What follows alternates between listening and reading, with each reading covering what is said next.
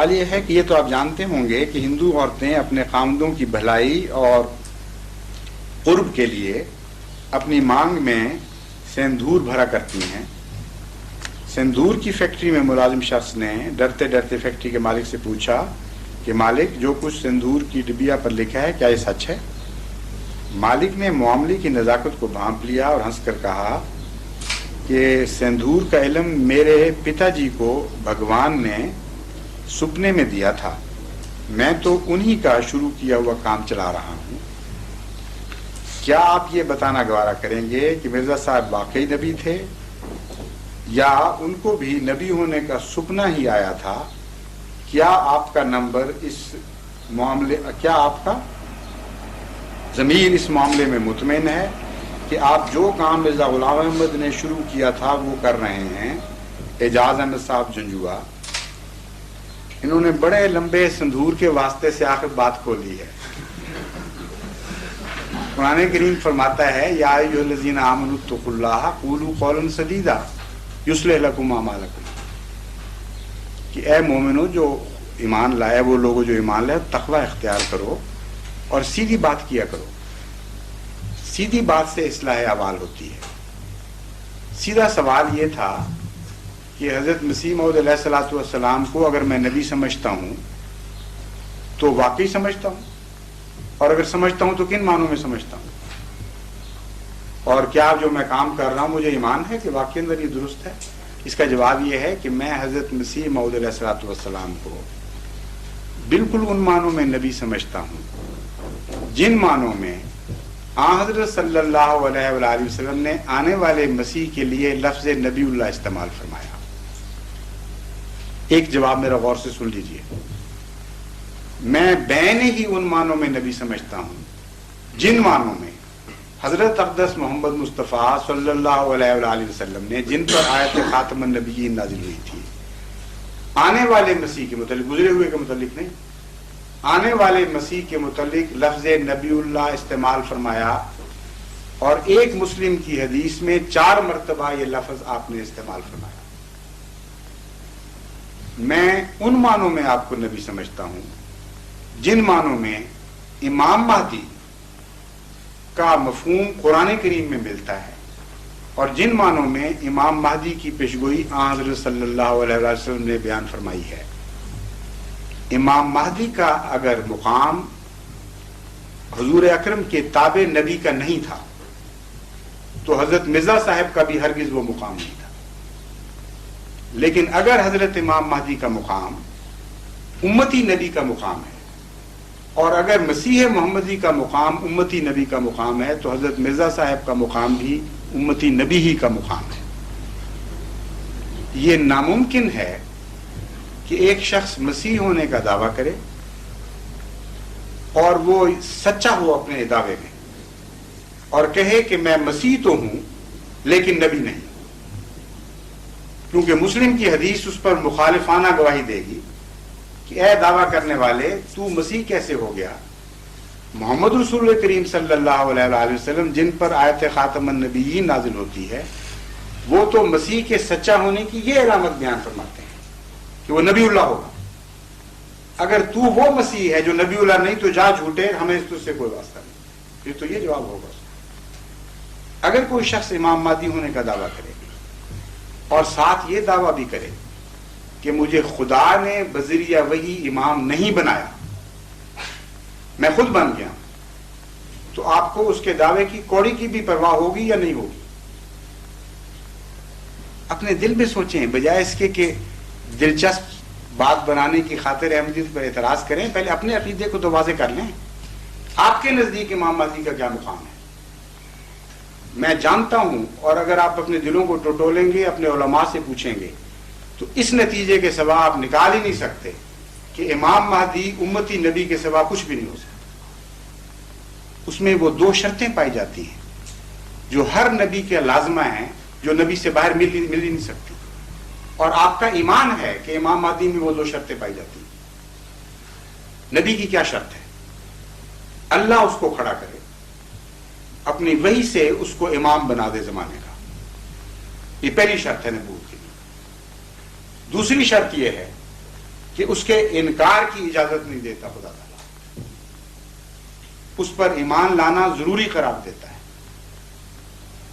یہ دو شرطیں نبوت کے اندر قدر مشترک ہیں کہ نہیں، یہ بتائیے۔ اگر نہیں بتانا سوچ لیجئے اپنے دل میں۔ اب بتائیے امام مہدی ان دونوں شرطوں میں سے کس کے بغیر ہوگا؟ کیا امام مہدی اپنے خیال سے کھڑا ہو جائے گا؟ کیا امام مہدی کا قوم انتخاب کرے گی؟ کیا خدا اس کو مقرر کرے گا یا نہیں کرے گا؟ اگر اس پر وحی امامت ہوئی، اس کو خدا نے مقرر فرما دیا، تو اگلا سوال خود ہی حل ہو جاتا ہے۔ جس کو خدا کھڑا کرے وہ چاہے ادنا ہو یا اعلیٰ ہو، اس کے انکار کی اجازت ہی نہیں دیتا کسی بندے کو۔ اور ساری امت کے علماء آج بھی اس بات پر متفق ہیں۔ اب کسی فرقے کے عالم سے جا کر پوچھ لیجئے، وہ آپ کو بتائے گا کہ امام مہدی میں یہ دو شرطیں لازمی ہیں۔ خدا بنائے گا، ورنہ بندے کے بنائے ہوئے امام کے منہ پہ کوئی تھوکتا بھی نہیں۔ خدا بنائے گا اور اس کی بیعت کرنا، اس کا قبول کرنا ضروری ہوگا امت کے لیے۔ اگر کوئی عالم یہ نہ مانے تو وہ حدیث اس کو دکھا دیجئے جس میں حضرت صلی اللہ علیہ وآلہ وسلم کا حکم ہے کہ جب امام مہدی نازل ہو تو برف کے پہاڑوں پر سے بھی گزر کے جانا پڑے، تم اس تک پہنچو۔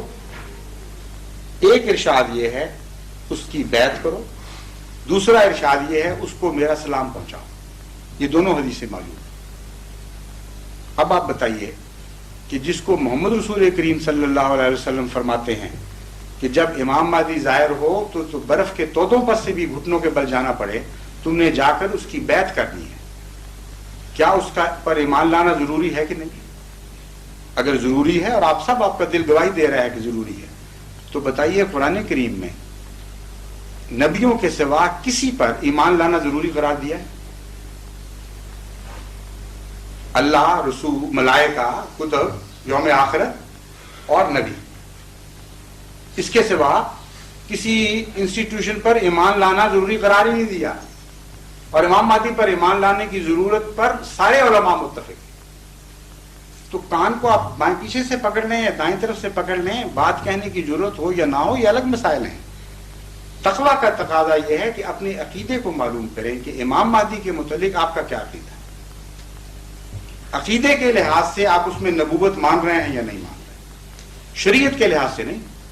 وہ ہمارا بھی یہی عقیدہ ہے کہ 100% شریعت محمد مصطفیٰ کا تابع اور غلام، 100% حضرت محمد رسول کریم صلی اللہ علیہ وسلم کے فرمان کا تابع اور غلام۔ یہ شرطیں آپ کے عقیدے میں، ہمارے میں، دونوں میں مشترک ہیں، اس میں اعتراض ہی نہیں ہو سکتا۔ لیکن امام مہدی کے متعلق جو جز آپ نے قائم کیے ہوئے ہیں وہ اجزائے نبوت ہیں۔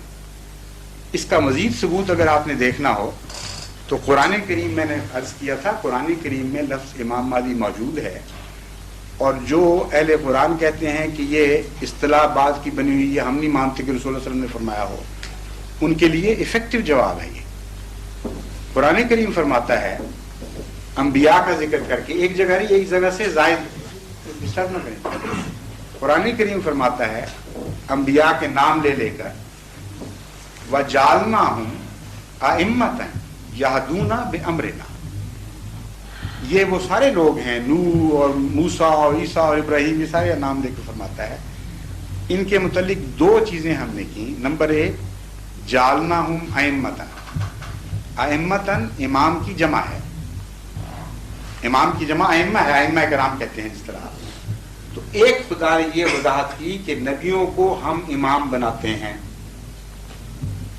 دوسری وضاحت یہ فرمائی یہدون بامرنا، وہ اپنی طرف سے ہدایت نہیں دیتے، ہم سے پہلے ہدایت پاتے ہیں اور پھر ہدایت دیتے ہیں۔ جو خود ہدایت دے اس کو کیا کہتے ہیں؟ ہادی۔ عربی گرامر کا لفظ جیسے واقف آدمی فوراً سمجھ سکتا ہے۔ قاتل جس طرح کہتے ہیں، یہ اس میں فاعل ہے۔ اور جو ہدایت پائے پہلے کسی سے پھر جاری کرے، اس پہ اس میں مفعول صادق آتا ہے اور اس کو مہدی کہتے ہیں۔ تو قرآن کریم نے نبیوں کی تعریف یہ فرمائی ایک جگہ کہ جتنے انبیاء تھے ان میں دو شرطیں پائی جاتی تھیں۔ ایک، وہ ایسے امام تھے جن کو ہم نے بنایا تھا، لوگوں نے نہیں چنا تھا۔ دوسرا یہ کہ وہ ہادی نہیں تھے، مہدی تھے۔ ہم سے ہدایت پا کر پھر لوگوں میں بات کرتے تھے، ہماری ہدایت کے بغیر نہیں چلتے. تو یہ قرآنی اصطلاح ہے، اور ایک جگہ نہیں، 3 جگہ قرآن کریم میں یہی آیت مختلف مضمونوں میں نازل ہوئی اور ہمیشہ نبیوں کے متعلق آئی. بس مسئلہ حل کرنا چاہیے، فساد کو بے وجہ لمبا نہیں کرنا چاہیے. اس بات پر ہم خدا تعالیٰ کے ہر مقدس نام کی قسم کھا کر یہ بیان دینے کے لیے تیار ہیں کہ حضرت امام مہدی کا جو مقام ہے اس سے ایک سوئی کے برابر بھی ہم مرزا صاحب کا مقام اونچا نہیں سمجھتے اور ایک سوئی کے برابر بھی نیچا نہیں سمجھتے. یہ بحث ہم سے کر لیں کہ امام مہدی کا مقام کیا ہوگا. ہمارے امام مہدی کا نہیں، آپ کا امام آنے والا ہوگا، اس کا مقام طے کر لیں. اگر آپ تقویٰ سے طے کریں گے تو اس کے سوا نتیجہ نکلتا ہی نہیں کہ امتی نبی ہوگا، امام ہوگا، خدا بنائے گا. اس کے انکار کی اجازت نہیں ہوگی امت کو. بس آج نہیں تو کل پھر ایسا امام آنا ہی آنا ہے، اس کے سامنے کیا جواب دیں گے آپ؟ کیا آپ کا بھی یہ خیال ہے کہ آج نہیں کل دوسرا امام آنے والا ہے؟ اگر آج، بالکل میرا بھی یہ خیال ہے، اگر آج نہیں، آپ فرما رہے ہیں بالکل صحیح. اس میں تو دیکھیں لطیفے کی بات نہیں ہے، یہ طرز کلام ہے اردو زبان سے واقفیت کے نتیجے میں. آپ جو لکھنوی دوست بیٹھے ہیں ان سے پوچھ لیجئے، قابل اعتراض بات ہی نہیں بنتی. جب ہم یہ کہتے ہیں اگر یہ نہیں تو کل دوسرا آئے گا، تو یہ استدلال ہے، یہ طرز کلام ہے.